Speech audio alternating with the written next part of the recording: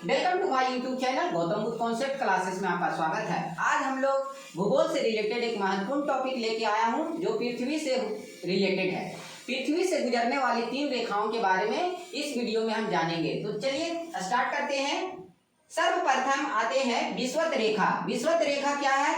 तो पृथ्वी के सेंटर से होकर गुजरने वाली रेखा को ही कहा जाता है विषुवत रेखा। इसे इंग्लिश में इक्वेटर भी कहा जाता है और इसका एक और नाम है भूमध्य रेखा। भूमध्य रेखा इसलिए नाम पड़ा है क्योंकि ये पृथ्वी के बीचों बीच से होकर गुजरती है। पृथ्वी से बीचों बीच होकर गुजरने के कारण ये हमेशा 0 डिग्री का कोण बनाता है। अगला रेखा है आपका कर्क रेखा।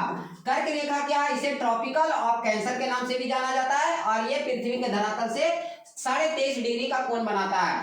कर्क रेखा से होकर जो भी राज्य गुजरेगा या जो भी देश गुजरेगा तो वहां पर सर्व मात्रा में तापमान होगा, अत्यधिक मात्रा में टेम्परेचर होंगे और सबसे ज्यादा वहां पर गर्मी पड़ेगी। अगला बढ़ते हैं मकर रेखा। इसे ट्रॉपिकल ऑफ कैप्रिकॉर्न भी कहा जाता है और यह भी 23.5 डिग्री का कोण बनाता है। आगे बढ़ते हैं, 2 और रेखाओं के बारे में जानेंगे। एक अक्षांश रेखाएं और एक देशांतर रेखाएं। तो सर्वप्रथम हम जानेंगे कि इसमें 2 प्रकार की रेखाएं खींची है, एक हॉरिजॉन्टल लाइन और एक वर्टिकल लाइन। तो ये बीच से होकर गुजरेगी तो इसे भूमध्य रेखा कहते हैं और इस प्रकार की रेखाएं को देशांतर रेखाएं कहते हैं और ये जो रेखा है आपका इसे प्रधान देशांतर रेखाएं भी कहते हैं। और ये इस प्रकार से रेखाएं जब खींची जाती है तो इसे कहा जाता है देशांतर रेखाएं और इस प्रकार से रेखाएं जब खींची जाएगी तो इसे कहा जाता है अक्षांश रेखाएं। तो आगे बढ़ते हैं। इसमें देखिए ये हमारा पृथ्वी है और इसमें देखिए तीनों रेखाओं के बारे में बताया गया है। ये है आपका कर्क वृत्त, ये है आपका विषुवत वृत्त और ये है आपका मकर वृत्त। मकर वृत्त, कर्क वृत्त और विषुवत वृत्त इसलिए रेखा नाम पड़ी है क्योंकि ये गोलाकार या स्फेरिकल शेप में है जिसके कारण। तो हम बताए थे कि विषुवत रेखाएं जो होती है 0 डिग्री का कोण बनाता है, कर्क रेखाएं जो होती है 23.5 डिग्री का कोण बनाता है और मकर रेखा भी जो है 23.5 डिग्री का कोण बनाता है। इसमें ये बात समझना तो स्पष्ट ही है और इसके साथ ही साथ इसमें 2 ध्रुव होते हैं, एक होता है उत्तरी ध्रुव और एक होता है दक्षिणी ध्रुव। इसी ध्रुव पर पृथ्वी जो है अपनी परिक्रमा करती रहती है। आगे बढ़ते हैं। आगे आपकी अक्षांश रेखाएं और देशांतर रेखाएं तो आपको मैंने समझा ही चुका था कि ऐसे ऐसे अगर रेखाएं खींचेंगे तो इसे कहा जाता है अक्षांश रेखाएं और ऐसे ऐसे जब खींचेंगे तो इसे कहा जाता है देशांतर रेखाएं। लेकिन इसमें जो होता है एक बीच से होकर सेंटर से होकर गुजरती है जिसे इक्वेटर के नाम से जाना जाता है और इसे मैंने सर्वप्रथम बताया था कि इसे भूमध्य रेखा भी कहा जाता है। और उसी प्रकार इस प्रकार भी वर्टिकल लाइन के रूप में सीधे से या सेंटर से होकर गुजरेगी तो इसे कहा जाता है मुख्य देशांतर रेखाएं या प्रधान मध्यांतर रेखाएं भी कहा जाता है। आगे बढ़ते हैं।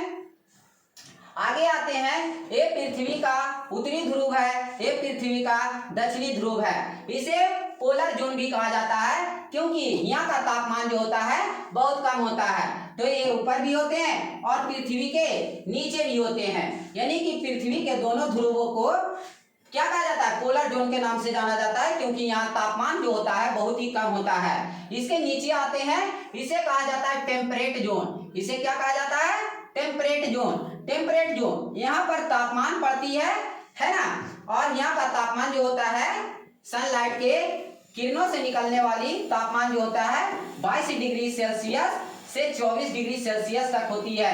और जो हमारा इक्वेटर से जब गुजरेगा ये तापमान तो इसकी तापमान जो होगा 26 डिग्री सेल्सियस तक हो सकती है। तो आगे बढ़ते हैं।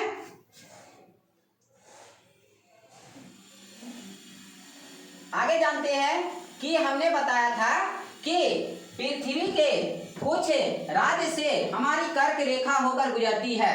तो वो राज्यों के नाम है, आपका पहला राज्य है गुजरात, दूसरा है आपका राजस्थान, तीसरा आपका है मध्य प्रदेश, चौथा है आपका छत्तीसगढ़, पांचवा है झारखंड, छठवां है पश्चिम बंगाल, सातवां है त्रिपुरा और 8वां है मिजोरम। सर ऐसे नहीं समझ में आया तो आप इसको ट्रिक के जरिए भी हम लोग सीख सकते हैं। तो ट्रिक क्या है सर? तो ट्रिक आपका देखिए बहुत ही साधारण है, ट्रिक से समझ सकते हैं। मित्र पर गमछा झार, मी से मिजोरम, ती से त्रिपुरा, प से पश्चिम बंगाल, र से राजस्थान, गु से गुजरात, म से मध्य प्रदेश, छ से छत्तीसगढ़ और झ से झारखंड। मित्र पर गमछा झार, ये 8 राज्य ऐसे हैं जहां से कर्क रेखा होकर गुजरती है और यहाँ पर तापमान जो होता है अत्यधिक होता है और इन राज्यों से होकर गुजरने के कारण ये राज्य थोड़ा सा तापमान के क्षेत्र में अत्यधिक होती है, यहाँ तापमान ज्यादा होती है और यहाँ पर गर्मी भी अधिक मात्रा में पड़ती है। ऐसे ही वीडियो को पाने के लिए हमारे चैनल को सब्सक्राइब कीजिए, बेल आइकन को दबाइए और कमेंट कीजिए कि आपको ये वीडियो कैसी लगी। धन्यवाद। खत्म।